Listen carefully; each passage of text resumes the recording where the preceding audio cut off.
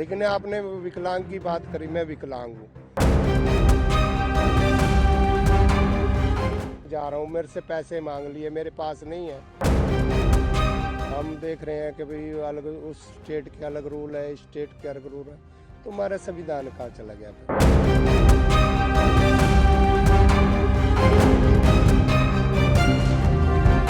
फिर भी ये जो पब्लिक है ना, जो अंधा है ना, अकल का अंधा हो जाए, उसको हम कैसे समझाएं। अब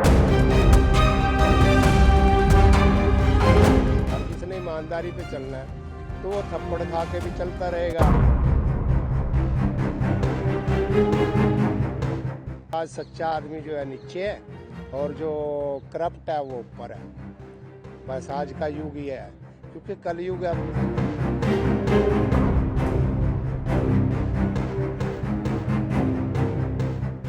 मेरा नाम महेंद्र सिंह है। मैं 7/6/90 से इस डिपार्टमेंट से जुड़ा था। डॉक्टर गर्ग साहब थे, उन्होंने हमें एम्प्लॉयमेंट एक्सचेंज के थ्रू भर्ती हुए थे और सफ़र यही रहा कि बीच में मेरे को निकाल भी दिया था, लेकिन मैं फिर उसके बाद लेबर कोर्ट से आया। लेबर कोर्ट से केस जीत के फिर 2005 में ज्वाइन किया था।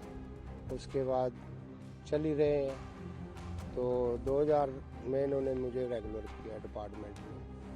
तो सफ़र यही है कि अपना कर्म कर रहे हैं और अपना जो ड्यूटी मिली हुई है उसी को कर्तव्य निभा रहे हैं।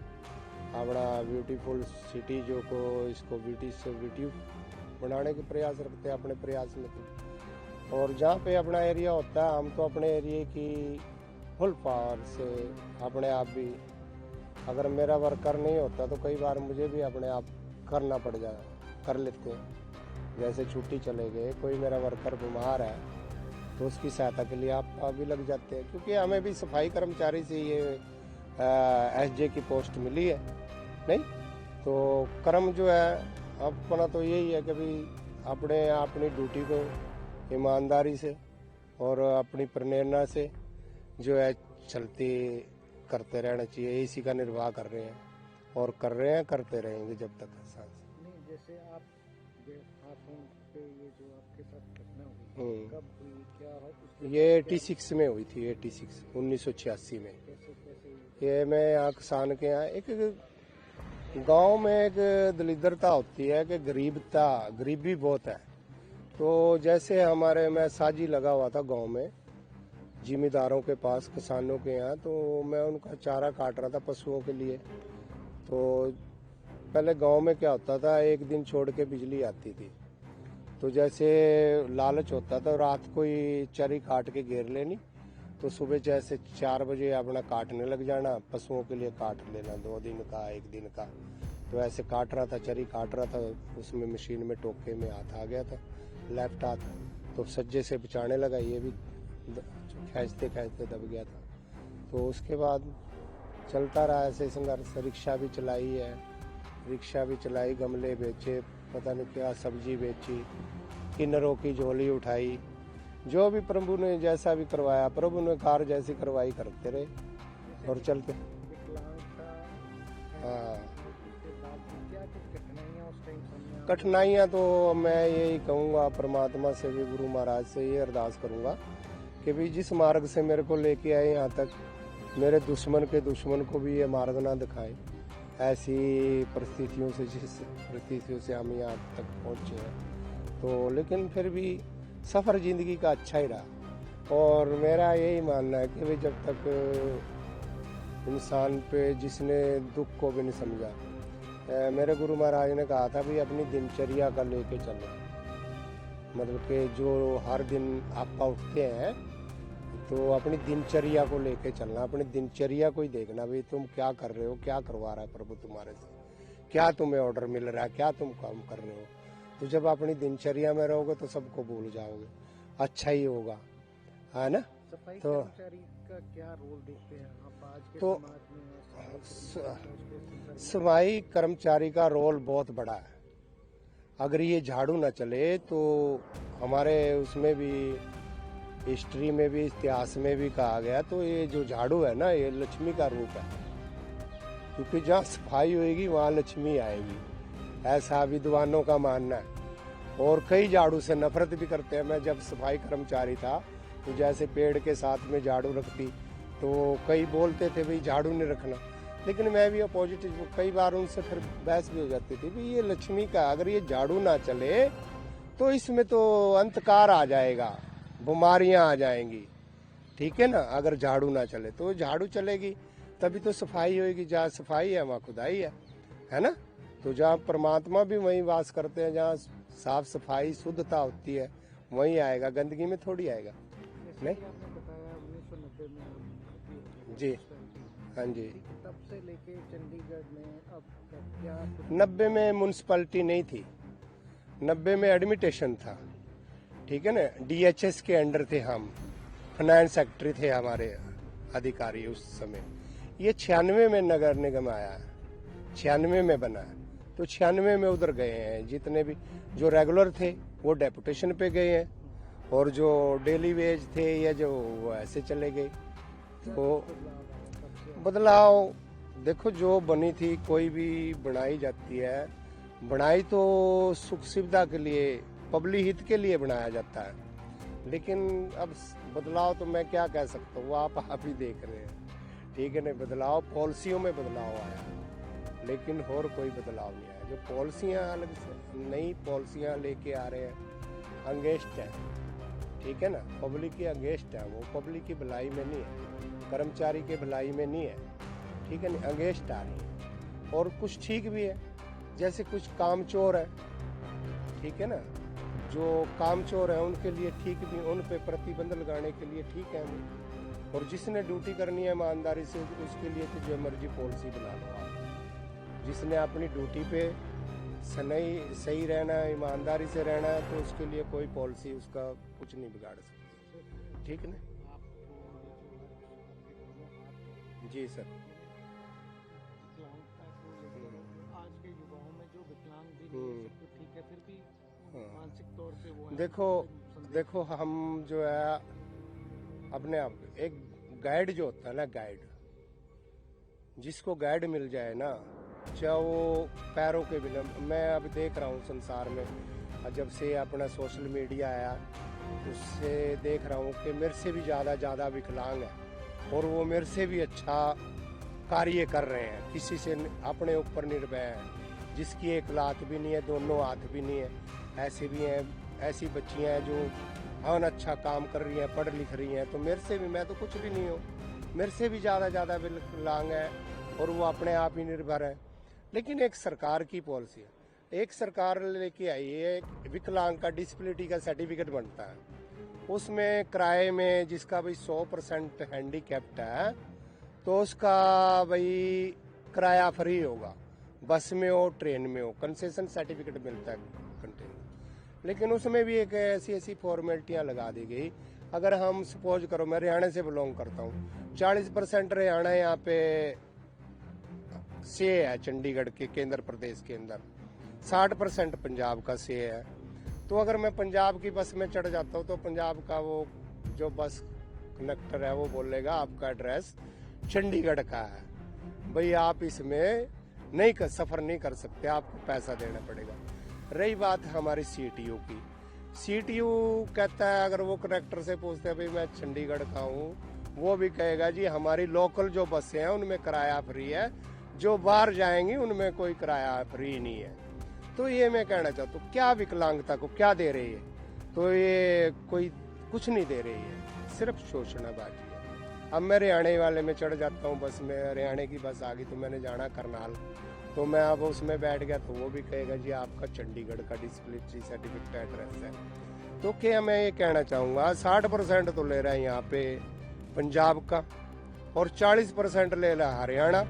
और जो यहाँ के चंडीगढ़ के नागरिक हैं वो किस खाते में गए, उनका क्या परसेंटेज है यहाँ पे? जिनकी पैदाइश यहाँ चंडीगढ़ UT की है, तो वो कहाँ की नागरिकता लेंगे? उनको क्या मिल रहा है यहाँ पे? जो एजुकेशन में भी, और जो सर्विस निकलती है पोस्ट, 40% हरियाणा ले जाता है और 60% ले जाता है पंजाब। और जो यहाँ के एजुकेशन बच्चे हैं, नौजवान बच्चे हैं, उनको क्या मिल रहा है यहाँ पे? उनको कितने % दे रहा है चंडीगढ़ प्रशासन?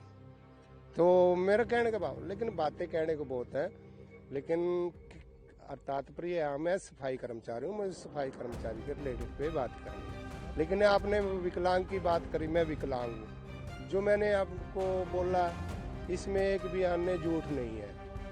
आप भी पता कर लीजिए प्रशासन से, अधिकारी से, जो उनसे रिलेटेड है, पूछो। क्या नहीं, ऐसे ही नहीं बोलते। हम मान ले मैं उस पर चल रहा हूँ, मेरा 100% हैंडीकैप्ट है या 90% हैंडीकैप्ट डिसेबिलिटी मुझे दी गई है, मैं जा रहा हूँ, मेरे से पैसे मांग लिए, मेरे पास नहीं है। चलो मेरे पास तो गुरु महाराज ने कृपा देर की सर्विस है, तो मेरे पास तो है। कई विकलांग ऐसे जिनके पास नहीं है, तो उसको बस से नीचे उतार देगा वो।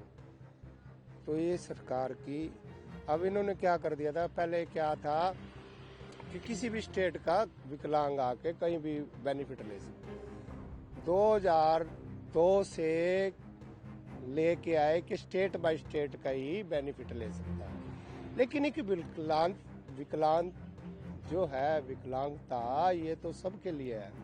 वो तो एक समाज से भी हट गया नहीं, वो किसी भी स्टेट में जाए, किसी भी, उसमें सबको मान सम्मान रखना चाहिए उसका। जब विकलांग का कोई, ये भारत सरकार की है, कोई एक की स्टेट की नहीं है। स्टेट में जब हम देख रहे हैं कि भाई अलग, उस स्टेट के अलग रूल है, स्टेट के अलग रूल है, तो हमारा संविधान कहाँ चला गया फिर?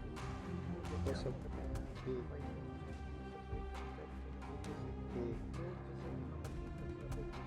कचरा तो देखो, हमारा डिपार्टमेंट, हमारा जो प्रशासन है, एडवर्टाइजमेंट भी दे रहा है सफाई के लिए, और इतना कुछ कर रहा है, घर घर गाड़ियां भी लगा दी, ठीक है ना। लेकिन फिर भी ये जो पब्लिक है ना, जो अंधा है ना, अकल का अंधा हो जाए, उसको हम कैसे समझाएं? हमारे इंस्पेक्टर भी, हमारे कर्मचारी भी रात को 11-11 बजे तक पॉइंट पे, वहाँ से पॉइंट खत्म कर दिया गया, बोर्ड भी लगा दिया गया, उसके बावजूद भी रात को आएगा, स्कूटर पे आएगा, गाड़ी में आएगा और लिफाफा ऐसे फेंक के चला जाएगा। तो उन अंधों को क्या कह सकते हैं? उनको नहीं सुधार सकते हम, उनको तो प्लेसमेंट दे सकते हैं, और प्लेसमेंट देते भी हैं, जब चलान करते हैं उनका स्कूटर की चाबी भी कई बार छीन लेते हैं, अभी दोबारा ना आए, ये गिरे ना। लेकिन क्या कर सकते हैं, कई बार लड़ाई भी हो जाती है हमारे वर्करों के साथ।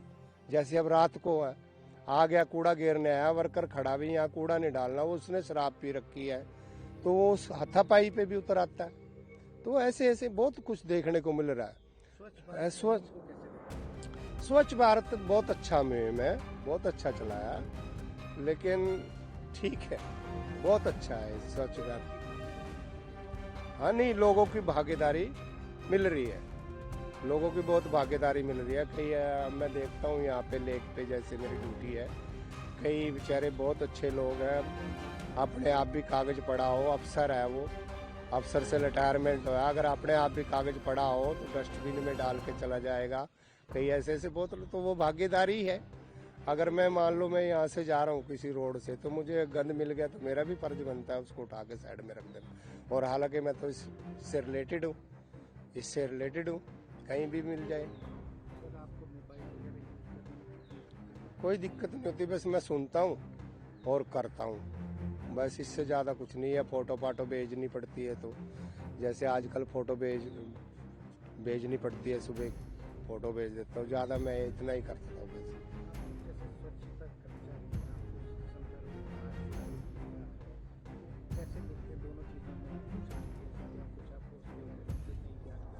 सोशल मीडिया से है कि भाई अच्छा जागरूक हो रहा है, संसार जागरूक हो रहा है, लेकिन उसमें जिस किसी का फायदा होता है, किसी चीज़ से तो नुकसान भी है, वो तो दोनों ही पहलू हैं। और जो आज मान लो कोई भी अच्छी पॉलिसी बनाएगा, जो ठग है ना, जिसने चोरी करनी है, जिसने बेईमानी करनी है, तो वो अपना बेईमानी का कोई न कोई पॉइंट वो निकाल ही लेगा। और जिसने ईमानदारी पे चलना है, तो वो थप्पड़ खा के भी चलता रहेगा और अपनी गालियां अपमान भी सह कर चलता रहेगा। तो क्योंकि गुरु साहब कहते हैं सत्य नहीं छोड़ना चाहिए, ठीक है ना। गुरु साहब कहते हैं सत्य छोड़े सो पत जाए, सत्य की बांधी लक्ष्मी फिर मिलेगी आए। जो सत्य छोड़ देते, और आज सच्चा आदमी जो है नीचे है और जो करप्ट है वो ऊपर है।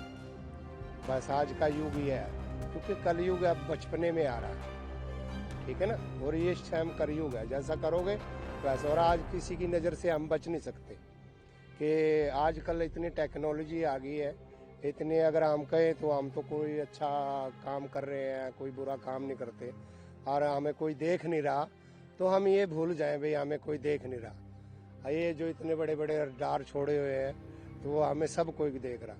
बस परमात्मा से डर के रहना चाहिए, अपने कर्तव्य में सच्चा और पक्का रहना चाहिए। जय हिंद।